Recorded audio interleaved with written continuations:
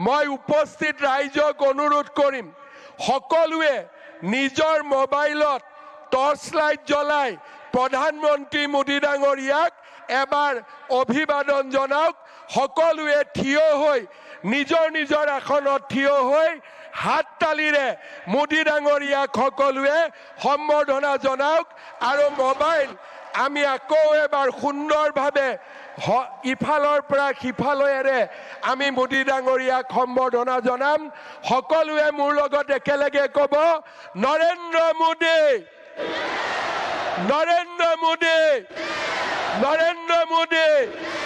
মই অসমবাসী ৰাইজৰ হৈ পুনৰ এবাৰ আমাৰ প্ৰধানমন্ত্ৰী নৰেন্দ্ৰ মোদী ডাঙৰীয়াক ধন্যবাদ জনাম। আমি নিশ্চয় মনত ৰাখিম যে আমাৰ হাগ্ৰামা মহিলাৰী ডাঙৰীয়াই কোৱাৰ দৰে বিজেপি চৰকাৰৰ দিনতেই বিটিচিৰ নিৰ্মাণ হৈছিল। বড়ো ভাষাক সংবিধানৰ ৮ম অনুসূচীত স্বীকৃতি দিয়া হৈছিল। অসমৰ সহযোগী চৰকাৰী ভাষাৰ মৰ্যাদা দিয়া হৈছিল। বিটিচি গঠন কৰা হৈছিল। বড়োলেণ্ড ৱেলফেয়াৰ কাউন্সিল গঠন কৰা হৈছিল। মই বিশ্বাস কৰোঁ যে আজিৰ এই অনুষ্ঠানে আমাক ইজনৰ আৰু সিজনৰ মাজত সম্বন্ধ আৰু অধিক মজবুত কৰিব, আৰু অধিক শক্তিশালী কৰিব আৰু বডোফা উপেন্দ্ৰ নাথ ব্ৰহ্মৰ আদৰ্শক বাস্তৱত ৰূপায়িত কৰাত আমাক আকৌ এবাৰ প্ৰেৰণা যোগাব।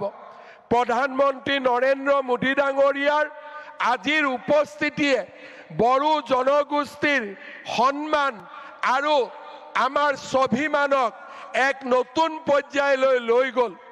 আজি আমাৰ এই অডিটৰিয়ামত, সৰুসজাই ষ্টেডিয়ামত আৰু ইয়াৰ বাহিৰতো অজস্ৰ বড়ো আৰু আন অসমবাসী লোক আহি ইয়াত উপস্থিত হৈছে।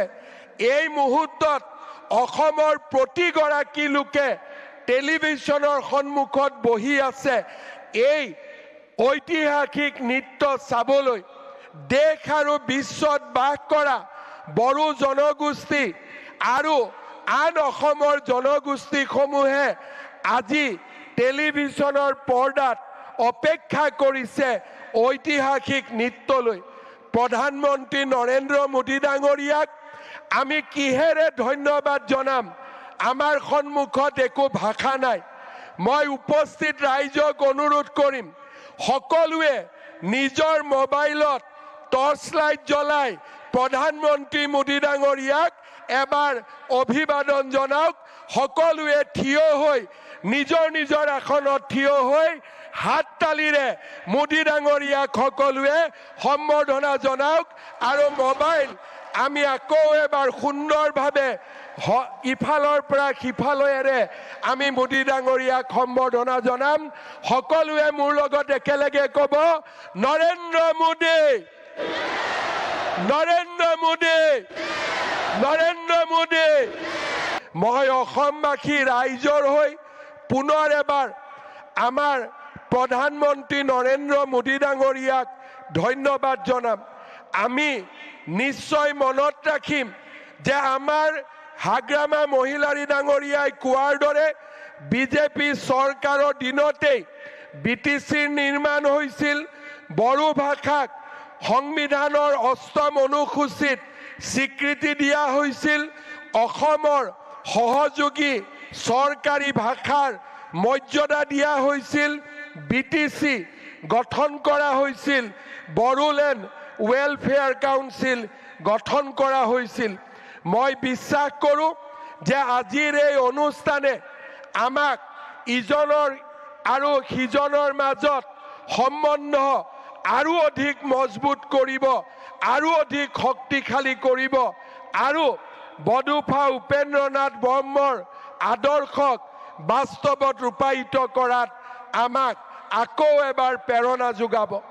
প্ৰধানমন্ত্ৰী নৰেন্দ্ৰ মোদী ডাঙৰীয়াৰ আজিৰ উপস্থিতিয়ে বড়ো জনগোষ্ঠীৰ সন্মান আৰু আমাৰ স্বাভিমানক এক নতুন পৰ্যায়লৈ লৈ গ'ল।